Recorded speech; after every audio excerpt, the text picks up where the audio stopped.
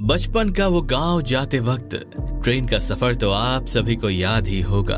Platform की वो भीड़, रेलगाड़ी की आवाज, डब्बे में बैठे यात्री याद आया। लेकिन आज ट्रेन से सफर करना उतना खराब अनुभव से नहीं भरा हुआ है जितना कि पहले हुआ करता था।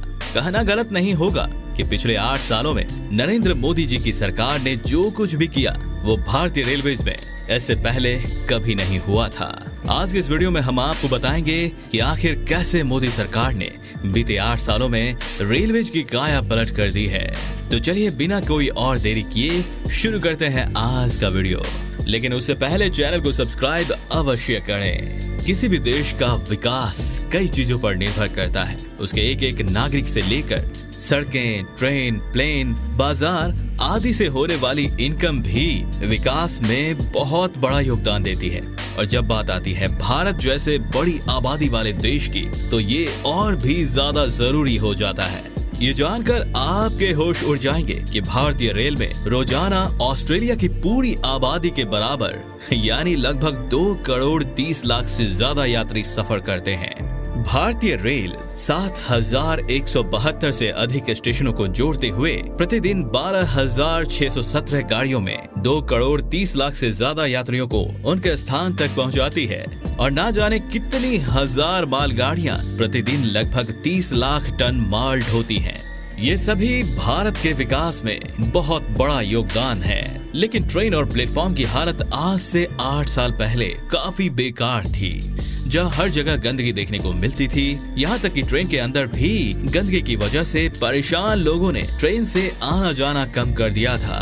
लेकिन फिर आई मोदी सरकार जिसने रेलवे की काया पलटने की ठानी। दोस्तों, वो कहावत तो आपने जरूर सुनी होगी कि बूंद बूंद से ही घड़ा बनता है। ये बात मोदी सरकार ने 8 साल पहले ही पल्ले बांध ली थी और उन्हें समझ आ गया था कि देखो भाई, अभी हाल फिलहाल रेलवे का जो हाल है वो कोई छड़ी घुमाने भर से तो ठीक होने से रहा।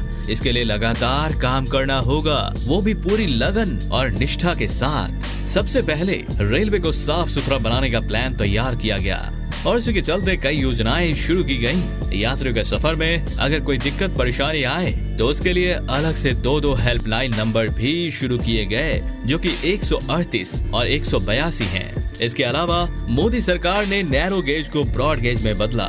3 गुना तेजी के साथ काम करते हुए नए रेलवे ट्रैक्स बिछाए गए और कई लाइंस का दोहरीकरण भी किया गया। मोदी सरकार ने साल 2014 में सत्ता में आने के बाद से ही अगले 3 सालों तक रेलवे पर बहुत पैसा और समय खर्च किया। जानकारी के लिए बता दें कि इन 3 सालों के अंदर अंदर ही सरकार ने 7,666 किलोमीटर लंबे ट्रैक्स बिछाए, जो कि अपने आप में एक रिकॉर्ड है। इसके अलावा 400 वंदे भारत ट्रेन को शुरू करने का फैसला भी लिया गया है। अभी 2 वंदे भारत ट्रेन चल रही हैं, जो कि नई दिल्ली से वाराणसी और नई दिल्ली से वैष्णो देवी कटरा तक चल रही है। और अभी 29 मई 2022 को इंडियन रेलवेज ने घोषणा की है कि आने वाले सितंबर से हर महीने 4 वंदे भारत ट्रेन शुरू की जाएंगी। बदलते वक्त को समझते हुए मोदी सरकार ने रेलवे को सोशल मीडिया से भी जोड़ दिया है, जहां देश भर के यात्री अपनी शिकायत या सुझाव लिख सकते हैं। आप जानकर हैरान रह जाएंगे कि सरकार द्वारा लॉन्च की गई ऑनलाइन सुविधा की बदौलत 1 मिनट के अंदर 2 लाख यात्री पूछताछ कर सकते हैं। और तो और नए सिस्टम की वजह से सिर्फ 1 मिनट में ही 7,200 ऑनलाइन टिकट बुकिंग की सुविधा लागू हो गई है। पहले 1 मिनट में केवल 2,000 लोग ही टिकट बुक कर पाते थे। सरकार का जोर जापान की हाई स्पीड रेलवे टेक्नोलॉजी को भारत में लाने पर भी है और यही वजह है कि जापान और भारत के बीच समझौता भी हो चुका है। सरकार ने न केवल शहरों बल्कि गाँव की तरफ भी पूरा ध्यान दे रही है। जैसे बिहार में 309 किलोमीटर की नई ट्रैक लाइन बिछाई गई और पिछले 8 सालों में बिहार सरकार को मोदी सरकार द्वारा लगभग 4,000 करोड़ हर साल दिए जा रहे हैं, ताकि वहां के प्लेटफॉर्म और ट्रेन साफ सुथरी रखी जा सके। इतना ही नहीं, तमिलनाडु में कई ऐसे रेलवे स्टेशन को चुना गया है जिन्हें वर्ल्ड क्लास रेलवे स्टेशन बनाया जाएगा। वहाँ ऐसी सुविधाएं होंगी जो आमतौर पर हमें एयरपोर्ट पर देखने को मिलती है। इसके अलावा करोड़ों रुपए खर्च करके सरकार पूरे देश भर में रेलवे नेटवर्क को जोरों शोरों से बढ़ाने का काम कर रही है, क्योंकि भारत की आबादी ज्यादातर ट्रेन से सफर करना पसंद करती है।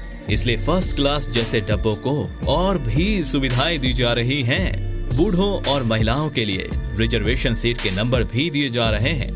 प्लेटफॉर्म पर ट्रेन का इंतजार कर रहे यात्रियों के बैठने की सुविधा का भी ध्यान रखा जा रहा है। और तो और फ्री वाईफाई नेटवर्क देकर भी सरकार ने लोगों के काम को आसान कर दिया है, ताकि अगर कोई ट्रेन के इंतजार में बैठा है तो आसानी से अपने समय का सदुपयोग कर सके। देश भर में पिछले 8 सालों में 800 से भी ज्यादा नई ट्रेनें लॉन्च हुई हैं, जिनका नवीनीकरण भी जारी है। इसके अलावा ट्रैक्स पर भी करोड़ों रुपए खर्च करके सरकार उन्हें नैरो से ब्रॉड कर रही है। इसके अलावा रेलवे स्टेशन के नाम भी बड़ी तेजी से बदले गए हैं, जहां रिपोर्ट्स के मुताबिक मोदी सरकार 26 स्टेशन के नाम बदल चुकी है। जैसे फैजाबाद रेलवे स्टेशन अब अयोध्या कैंट के नाम से जाना जाता है।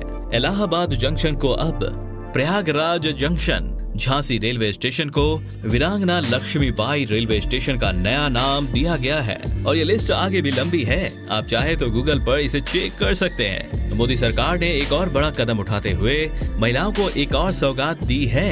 अक्सर छोटे बच्चे के साथ सफर करने वाली महिलाएं कई दिक्कतों का सामना करती थीं, जिसे देखते हुए बेबी बर्थ नाम की सुविधा शुरू की गई, और वो भी एकदम फ्री। इसमें महिलाओं को लोअर बर्थ के साथ साथ बेबी बर्थ भी दी जाएगी, ताकि माँ और बच्चा एक साथ आराम से सफर कर पाए। सरकार ने सफाई पर इतना जोर दिया है कि दिल्ली जैसे रेलवे स्टेशन को भी आप 24 घंटे एकदम चमकता हुआ ही पाएंगे। सरकार और भी नए कदम उठाने की ठान चुकी है, जिनके चलते भारत के उन हिस्सों में भी रेलगाड़ी पहुंचेगी जहां आज तक नहीं पहुंची है। और तो और घर बैठे टिकट बुक करने की सुविधा भी लोगों को काफी पसंद आ रही है। इसके अलावा भी सरकार कई नई योजनाएं लाने का मन बना चुकी है, जो रेलवेज को एक नई दिशा की ओर ले जाने में मदद करेगी।